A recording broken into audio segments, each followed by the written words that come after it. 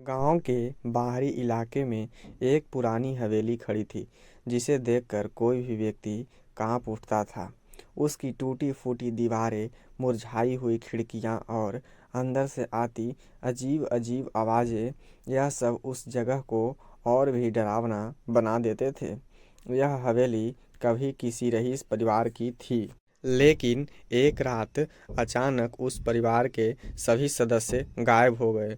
बाद में उस हवेली को छोड़ दिया गया और वह वीरान हो गई। कुछ महीने बाद गांव के लोग वहां से गुजरते हुए अक्सर एक अजनबी घबराहट महसूस करते थे। कहते हैं हवेली में कभी कोई न कोई रहस्यमयी घटना घटती रहती थी। शीतल नाम की एक लड़की थी जो हमेशा से ऐसी डरावनी कहानियों में दिलचस्पी रखती थी। उसे लगता था कि उन कहानियों में कोई न कोई गहरी सच्चाई छिपी हो सकती है।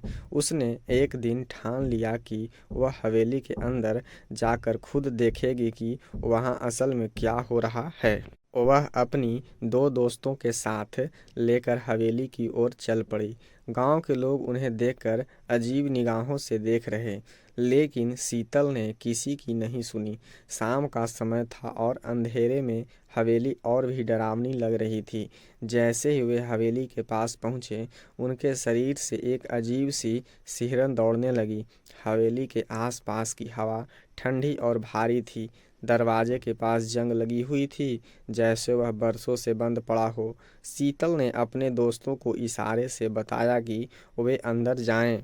क्या तुम सच में अंदर जाना चाहती हो? एक दोस्त ने कांपते हुए पूछा।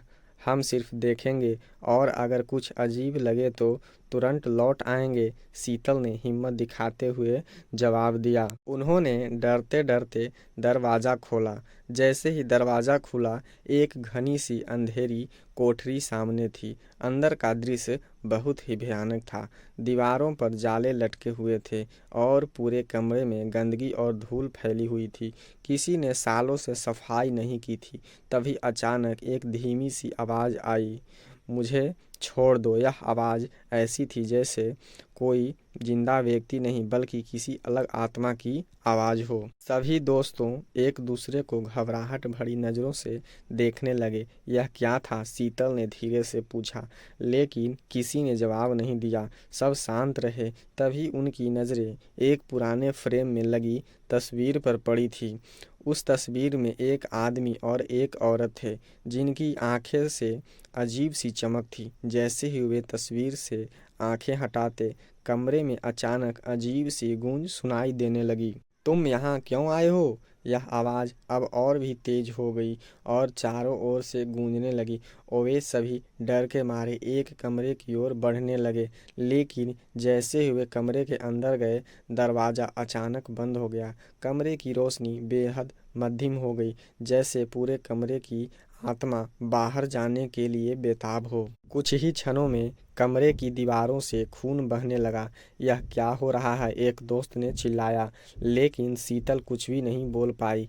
तभी कमरे में अचानक एक धुआं भरने लगा और उसकी आंखें के सामने एक भयानक चेहरा प्रकट हुआ। वह चेहरा एक महिला की थी, जिसकी आंखों में गहरी पीड़ा और डर था। महिला ने खौफनाक तरीके से कहा, तुम मेरी नींद को क्यों जगा रहे हो? सभी दोस्त डर से कांप रहे थे, लेकिन एक भी शब्द नहीं बोल पाए। तभी उन्होंने देखा कमरे की छत पर खून की धाराएं बहने लगी। दीवारों पर हाथ के निशान उभरने लगे, जैसे कोई उन्हें पकड़ने की कोशिश कर रहा हो। अचानक एक चीख गूंजी और दरवाजे का हैंडल हिलने लगा।